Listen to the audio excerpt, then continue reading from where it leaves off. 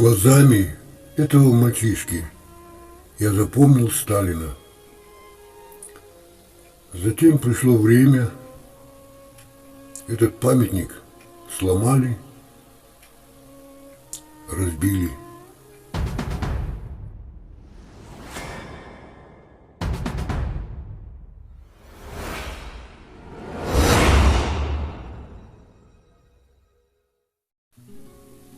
Но с приходом к руководству страны Советов Никиты Хрущева после смерти Сталина он уничтожил не только имя Сталина и памятники в стране и союзных республиках, измазал грязью, оболгал всю его трудовую деятельность в построении СССР, тот сложный период и одержание победы в Великой Отечественной войне. Сталин поднял страну, и достижения социализма стали примером для других народов всего мира. Где сегодня Хрущев? Кто его помнит?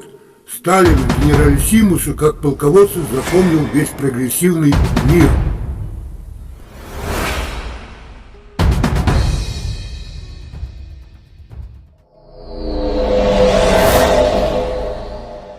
Дни назад наш замечательный исследователь, архивист, доктор исторических наук Александр Николаевич Дугин, не путать его с Александром Гелевичем Дугиным, автор целого ряда исследований, в частности, тайны архивов НКВД, который уже не первый десяток лет работает в Центральном архиве ФСБ Российской Федерации, прислал мне заключительную часть своей новой книги. Хочу представить на суд публики, потому что это коренным образом меняет представление о том, что на самом деле творилось в период так называемого Большого террора. Итак, хрущевский доклад на 20-м партийном съезде в феврале 1956 года, я цитирую дальше Дугина, пронизан ложью и подтасовками. И в числе очевидных и умышленных несуразностей, дальше я цитирую опять-таки Дугина, допущенных Хрущевым в этом докладе, это подмена ответственности за трагические события 1937-1938 годов. Как известно,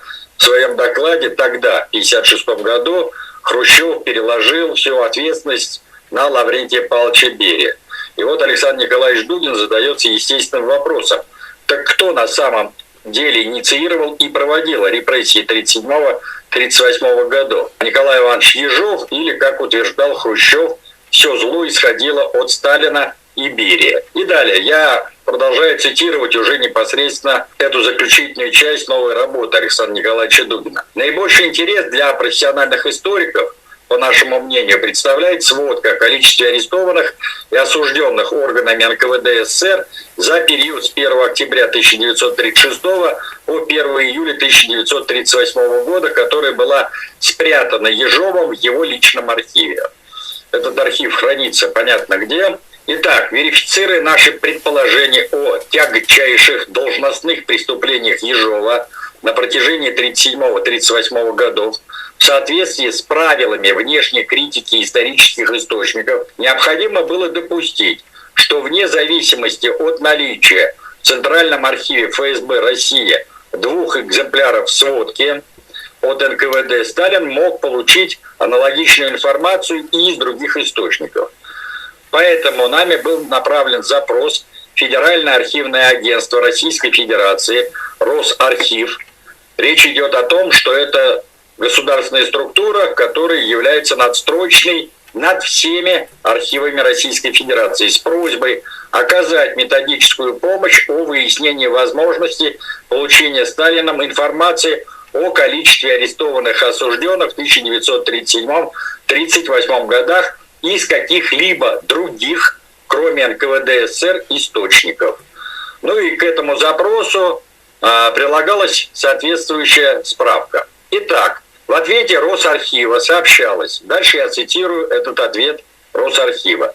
В связи с вашим запросом, содержащим просьбу оказать содействие в рассекречивании архивных документов о сознательном утаивании Н.И. Ежовым сводных данных о масштабах репрессий 1937-1938 годов, а также аналогичных материалов, содержащих статистическую информацию о количестве арестованных и осужденных органами НКВД СССР в 1930-х годах, сообщаем, что указанные документы в фондах данного архива, в данном случае речь идет о РГАНИ, Российский государственный архив новейшей истории, в том числе и на секретном хранении, отсутствуют. Кавычки закрываются. Позднее аналогичная по содержанию справка была получена Дугиным из Росархива по материалам Российского государственного архива социально-политической истории, а также устная информация такого же содержания поступила и из архива президента Российской Федерации. Ну и, наконец, последний архив – это Государственный архив Российской Федерации, где, как говорят профессиональные историки и архивисты, отложились документы нашего фонда-образователя, то есть НКВД СССР. До сих пор на специальном хранении находится 6 фондов ГУЛАГа и других структурных частей НКВД СССР. Также был исследован Дугиным еще в конце 80-х годов прошлого столетия. И там также нету никаких специальных фондов, которые содержали бы интересующие нас материалы. То есть версия Дугина, основанная на новых документах Центрального архива ФСБ Российской Федерации, и теперь верифицированная, то есть подтвержденная в фондах других архивов Российской Федерации, позволяет сделать совершенно определенный вывод о том, что руководство Советского Союза и персонально Иосиф Виссарионович Сталин не были информированы Николаем Ежовым о масштабах репрессивной политики, проводимой НКВД СССР в 1937-1938 годах. Не знал Сталин и о реальном количестве приговоренных к высшей мере наказания. В Политбюро ЦК и Сталину такие сводные справки, как уже отмечалось, не доставлялись. В инстанцию докладывались только приговоры Верховного суда СССР, Верховных судов союзных республик по крупным политическим и военным фигурантам того времени. Всего речь шла о 44 161 человеке. То есть вождь всех времен и народов и представить себе не мог, что количество расстрелянных изменяется не десятками, а уже сотнями тысяч человек. С 1936 по 1 июля 1938 года двойками, тройками и специальными тройками к расстрелу было приговорено 556 259 человек. А к ноябрю 1938 года, то есть к моменту снятия Ежова с поста наркома НКВД, количество приговоренных к высшей мере наказания достигло 682 тысяч человек. Еще раз подчеркнем, что результаты деятельности троек, двоек и специальных троек были, я особо обращаю на это внимание, внутриведомственной информацией НКВД, и наверх эта информация не поставлялась. В РГАНИ также выявлен рассекреченный документ, который недавно был передан из архива президента Российской Федерации. Это записка Сталина от 24 октября 1938 года, направленная им Ежову и Берии. Вот текст этой записки. Товарищу Ежову и Берия предлагаю немедля арестовать: первое, начальника контрразведного отдела Николаева; второе, заместителя начальника особого отдела Агаса; третье, Диова; четвертое, Даноткина; пятое, Кучинского; шестое, Листенгурта. Секретарь ЦК ВКПБ Иосиф Сталин, 24 октября 1938 года. Указанная записка сразу же вызвала неожиданный и недоуменный на первый взгляд вопрос: какую общую ошибку или преступление совершили названные сотрудники? Ответ был получен при изучении в Центральном архиве ФСБ Российской Федерации архивно-следственных дел некоторых сотрудников Центрального аппарата НКВД СССР, когда стало известно, что все перечисленные Сталином служащие составляли так называемые альбомные списки, то есть списки арестованных и осужденных, которые поступали для согласования в Центральный аппарат НКВД из местных управлений комиссариата, то есть из местных управлений НКВД. На следующий день все поименные записки Сталина сотрудники НКВД были арестованы, и после следствия по приговору военной коллегии Верховного суда СССР приговорены к высшей мере наказания. И позднее, уже при Хрущеве в 50-е годы, лишь один из этих 6 человек, в частности, некто Деноткин, был реабилитирован. Когда Александр Николаевич Дугин обнаружил вот это сталинское письмо, то он предположил, что причины для распоряжения Сталина об их аресте были достаточно серьезными, поэтому мне пришлось проанализировать и другие архивные источники по репрессиям 30-х годов. Прежде всего, протоколы за номером 51-64 заседаний Политбюро ЦК ВКПБ в 1937-1938 годах, а также другие материалы по выделению так называемых лимитов по первой категории. То есть речь идет о высшей мере наказания. И вот какой вывод сделал Александр Николаевич после изучения всех материалов. Имеется веские основания утверждать, что 458 тысяч человек были приговорены к высшей мере наказания незаконно, минуя существовавшие в то время протоколы уголовно-правовой политики. Наша рабочая версия состоит в том, что такое количество приговоренных к высшей мере наказания могло быть осуществлено, дальше, внимание, только органами НКВД, причем без соответствующего согласования и утверждения со стороны Политбюро ЦК ВКПБ.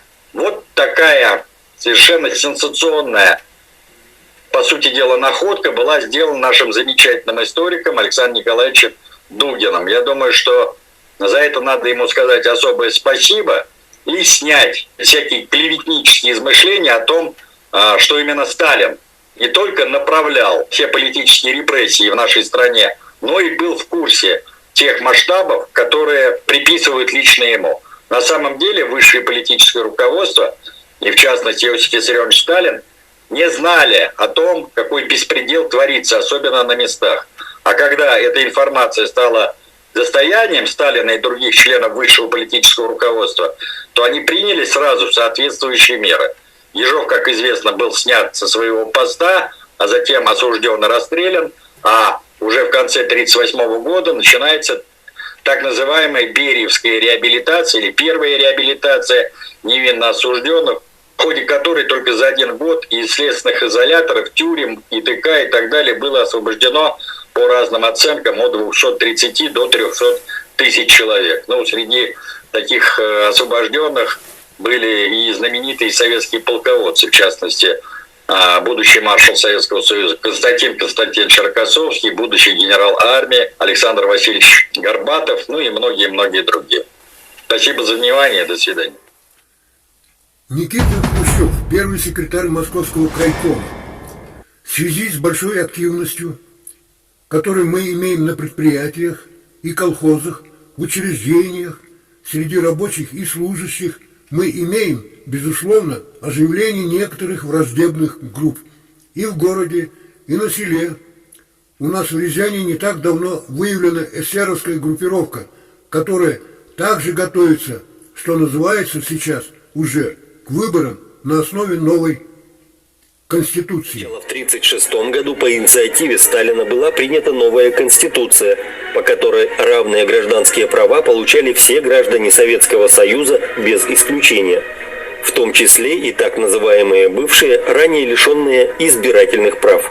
А далее, как пишет знаток этого вопроса Юрий Жуков, предполагалось, что одновременно с Конституцией будет принят и новый избирательный закон, в котором и прописана процедура выборов сразу из нескольких альтернативных кандидатов. И сразу же начнется выдвижение кандидатов в Верховный Совет, выборов в который намечено было перевести в тот же год. Уже были утверждены образцы избирательных бюллетеней, выделены деньги на агитацию и выборы. Жуков полагает, что через эти выборы Сталин не просто хотел провести политическую демократизацию, но и отстранить от реальной власти партийную номенклатуру, которая, по его мнению, слишком зажралась и оторвалась от жизни народа. Сталин вообще желал оставить за партией только идеологическую работу, а все реальные исполнительные функции передать советам разных уровней, избранных на альтернативной основе, и правительству Советского Союза. Так еще в 1935 году вождь высказал важную мысль: «Мы должны освободить партию от хозяйственной деятельности». Однако, говорит Жуков, Сталин слишком рано раскрыл свои планы. И на июньском пленуме ЦК 1937 года номенклатура, главным образом из числа первых секретарей, фактически поставила Сталину ультиматум. Или он оставит все как прежде, или его самого сместят. При этом номенклатурщики ссылались на недавно раскрытые заговоры троцкистов и военных. Они потребовали не просто свергнуть любые планы по демократизации, но и усилить чрезвычайные меры и даже ввести специальные квоты на массовые репрессии по регионам, мол, чтобы добить тех троцкистов, кто ушел от наказания. Комментарий Юрия Жукова. Секретари обкомов, крайкомов ЦК Нацкомпартии запрашивали так называемые лимиты – количество тех, кого им можно арестовать и расстрелять или отправить в места не столь отдаленные. Больше всех усердствовала такая будущая жертва сталинского режима, как Эйхе. В те дни первый секретарь Западно-Сибирского крайкома партии просил права на расстрел 10 800 человек. На втором месте Хрущев, возглавлявший Московский областной комитет, всего лишь 8500 человек. На третьем месте первый секретарь Азово-Черноморского крайкома, сегодня это Дон и Северный Кавказ, Евдокимов. 6644 расстрелять и почти 7000 отправить в лагеря. Прислали кровожадные заявки и другие секретари, но с цифрами поменьше – 1500–2000. Полгода спустя, когда Хрущев стал первым секретарем ЦК Компартии Украины, в одной из первых его депеш в Москву была просьба позволить ему расстрелять 20 000 человек. А ведь там они уже по первому разу прошлись. Сталину, по словам Жукова, ничего не оставалось делать, как принять правила этой страшной игры, потому что партия на тот момент представляла собой слишком большую силу, которой он не мог бросить прямой вызов. И по стране пошел большой террор, когда уничтожались как настоящие участники неудавшегося заговора, так и просто подозрительные люди. Понятно, что под эту зачистку попало большинство тех, кто вообще не имел никакого отношения к заговорам. Впрочем, и здесь не будем перегибать палку, так как это сегодня делают наши либералы, указывающие на десятки миллионов невинных жертв. По данным Юрия Жукова, у нас в Институте истории РАН работает доктор исторических наук Виктор Николаевич Земсков. В составе небольшой группы он несколько лет проверял и перепроверял в архивах, каковы реальные цифры репрессий, в частности по 58 статье. Пришли к конкретным результатам. На Западе тут же завопили. Им сказали: пожалуйста, вот вам архивы. Приехали, проверили, вынуждены были согласиться. И вот с чем. 1935 год. Всего по 58 статье арестовано и осуждено 267 тысяч. Из них к высшей мере наказания приговорено 1229 человек. В 1936 соответственно 274 тысячи и 1118 человек. А дальше всплеск. В 1937-м арестовали и осудили по 58 статье более 790 тысяч. Расстреляли свыше 353 тысяч. В 1938-м более 554 тысяч человек арестовано и расстреляно более 328 тысяч. Затем снижение. В 1939-м осуждено 64 тысячи и к расстрелу приговорено 2552 человека. В 1940-м 72 тысячи и к высшей мере 1649 человек. Всего за период с 1921 по 1953 год осуждено 4 60 306 человек, из которых в лагеря и тюрьмы попали 2 634 397 человек. Конечно, и это страшные цифры, потому что любая насильственная смерть – это тоже большая трагедия. Но все же, согласитесь, речь идет вовсе не о многих миллионах, которые предъявляют сейчас Сталину. Однако вернемся в 30-е годы. В ходе этой кровавой кампании Сталину удалось в конце концов направить террор и против его инициаторов – региональных первых секретарей, которые были ликвидированы один за другим. Только к 1939 году он смог взять партию под свой полный контроль, и массовый террор сразу стих.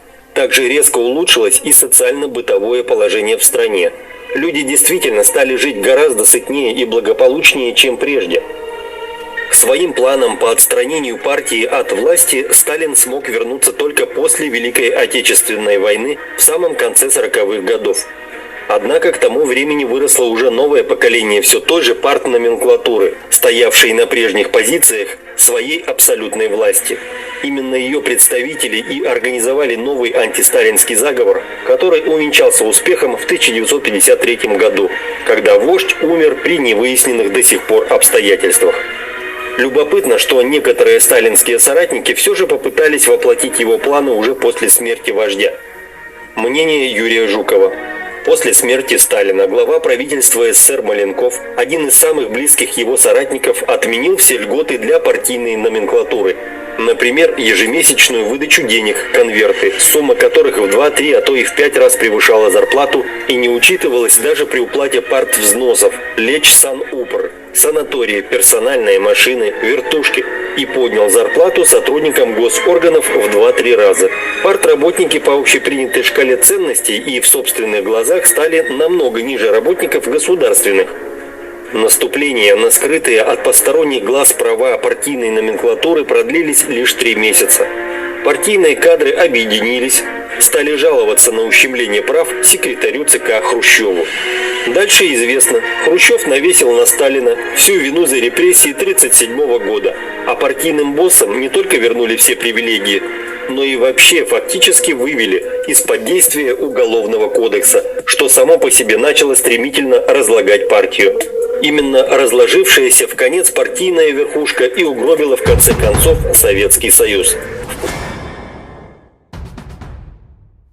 Мне 16 лет. Это время мне запомнилось моим желанием ехать на какую-нибудь великую стройку страны.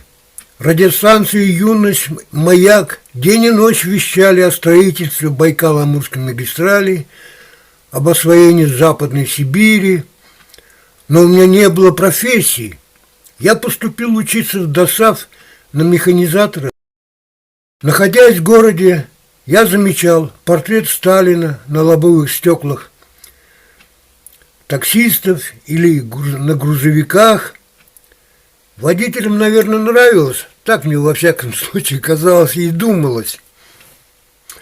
Но старшее поколение людей, вот сегодня я так думаю, наверное, помнили и осознавали имя Сталина и значение Сталина в стране, в Советском Союзе.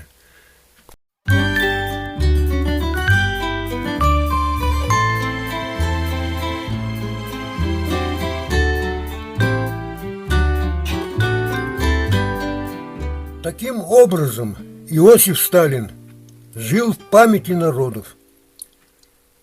Его портреты на лобовых стеклах автомобилей страны были как укор нам, жителей этого времени, символизируя собой: не тем путем идете, товарищи. И жили мы, как умели, с поговоркой «хочешь жить, умей вертеться». Так и завертелось. Партийные бонзы порушили страну в пьяном угаре Беловежской пуще. Нам говорили: Ленин жил, Ленин жив, Ленин будет жить. Да, это так. А вот за Сталина надо постоять. Иосиф Сталин – это символ государства. Ему причастны и обязаны многие народы, и не только Советского Союза. И здесь лицемерие неуместно. 2025 год победы и патриотизма. Глава Чувашии Олег Николаев подписал указ, в соответствии с которым в республике 2025 год объявлен годом победы и патриотизма. Документ подписан в ознаменование 80-летия победы в Великой Отечественной войне и в целях увековечивания великого подвига, героизма и самоотверженности ветеранов войны и тружеников тыла. И понятное дело, этот праздник будет отмечать вся Россия. Юрий Витальевич Додюков, воодушевленный указом главы республики, решает установить мемориальный памятный бюст вождя всех народов генералиссимуса Иосифа Виссарионовича Сталина в своем селении, деревне Харабыр Красночитайского района, возле дома своего деда, участника Великой Отечественной войны, кавалера ордена Красной Звезды Дадюкова Ефима Николаевича. Маленькая справка. Дадюков Юрий Витальевич служил в советской армии в авиационной части, присягал на верность родине, звание капитана демобилизовался. Он писатель, краевед. Свыше 10 книг увидели свет. Член Чувашской национальной академии. И еще, что немаловажно, он почетный донор России, награжден памятным знаком. Созрел в голове, знаешь, какого года, как энциклопедия вышел, Красночитайский, я там прочитал про Кононова Ивана Николаевича. Первый ракетчик наш китайский. Он на свои деньги солдатам Великой Отечественной памятник открыл. Это был 25 лет окончания войны, 1970 год. Вот, и он умер в 2002 году, я энциклопедию почитал, с ним лично не знаком, а памятник в Санаше стоит. Но чем мы вот следующее поколение хуже него? Вот особенно здесь, где на мой скульптор, лучший друг, вот наш Шемякин Николай Кузьмич, он первый памятник, бюст поставил, он автор этого памятника, он поставил день смерти Сталина, а мы ко дню рождения. Но рождение будет 21 декабря, но это будет. Вот я как считаю, должен быть преемственность. Сейчас времена очень непростые. Товарищ Сталин, Иосиф Виссарионович, он столько делал для страны. СССР не разводился. Мы все воспитанники СССР. Почти здесь 95% здесь живы. СССР из СССР. Дальше. И я считаю, очень своевременно. Еще одна интересная дата. Сталину 145 лет. Моему дедушке в этом году 115 лет. Дедушка 50 лет назад умер. В 1974 году. Ну, вот этому вашему слуге тоже 65 лет. До окончания войны 80 лет. Как такую дату нельзя не увековечить? Все, карты ложатся в одну этот. Тем более, когда Россия в очень тяжелом состоянии сейчас, 60 государств воюют против нас. Сталин нас объединяет. И это будет 115 памятник по России. В интернете я все смотрю. Ну, вам всем спасибо, что вы пришли. Мы показали, мы единый народ. Считается, это вообще особый каста народ. И я думаю, теперь это памятник будем ухаживать, следить, приходить, отмечать все праздники. Ну, пусть будем мы счастливые в будущее. Будем жить дальше.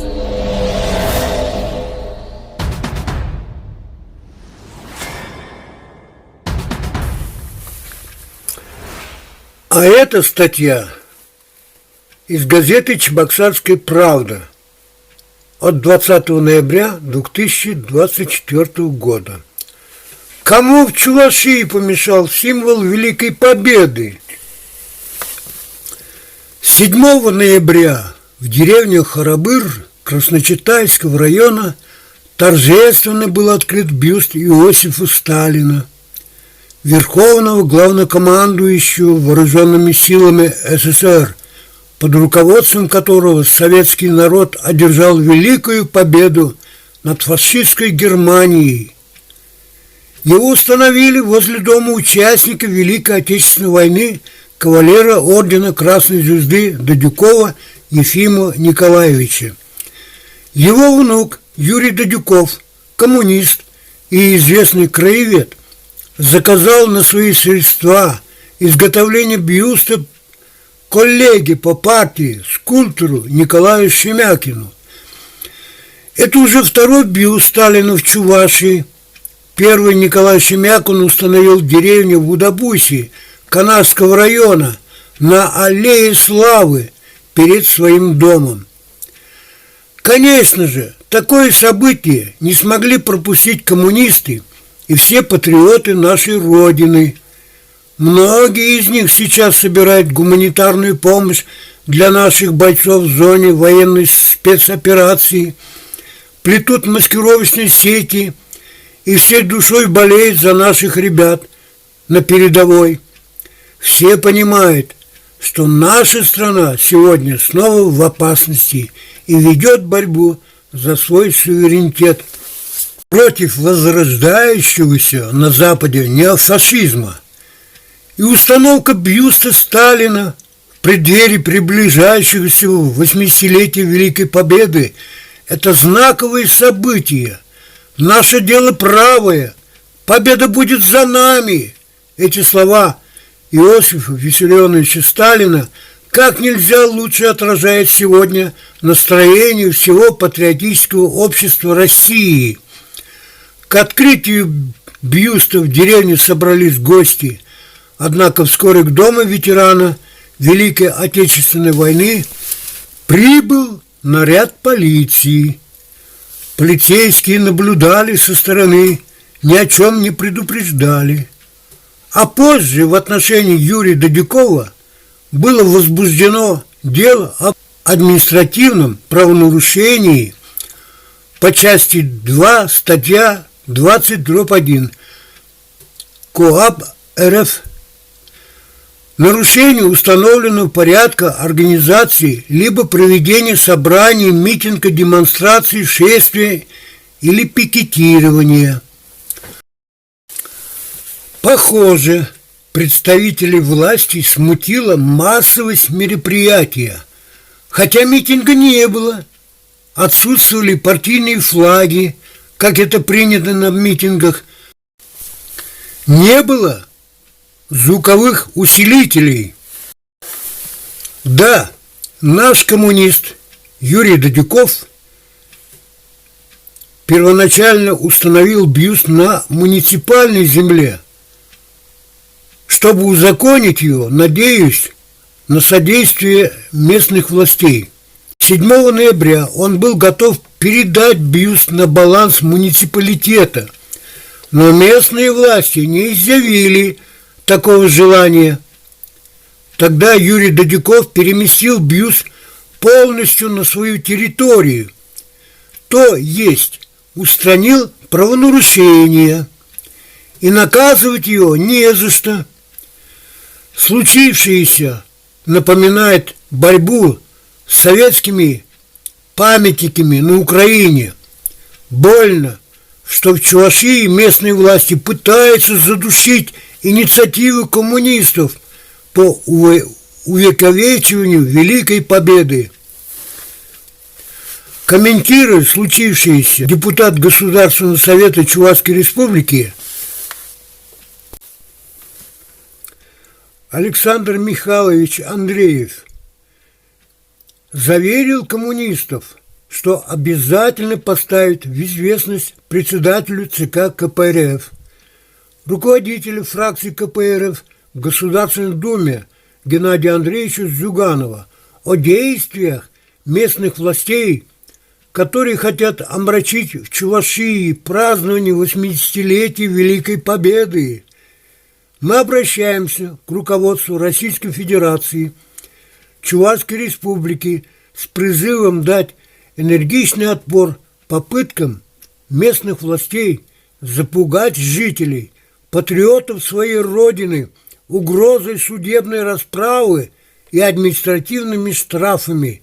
Несмотря на административное давление и прессинг, коммунисты Чувашии не откажутся от своей деятельности по увековечиванию памяти советских руководителей и военачальников, благодаря которым Советский Союз одержал победу над фашистской Германией.